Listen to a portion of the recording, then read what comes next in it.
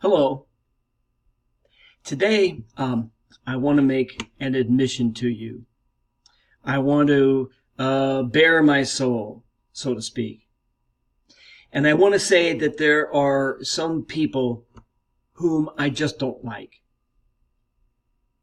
I don't like the New England Patriots. I don't like the Los Angeles Lakers. And I say this with some fear and trepidation, but I don't like the Chicago Cubs. And so when playoff time comes around, my feelings are I want anybody to win but the Patriots. I want anybody but the Lakers.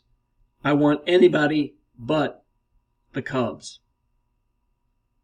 Now, of course, I'm being facetious, but I think we can all admit that there are certain people in our lives whom we just don't like, who just find a way to get on our last nerve.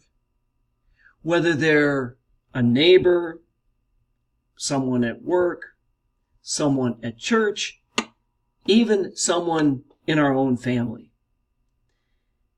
And I know for myself, when it comes to those people whom I don't like, I just don't want to change. I don't want to take the time and effort to get to like them, to see the goodness that's in them. And so that's my challenge. That's the way that I can move beyond where I am now in the spiritual life.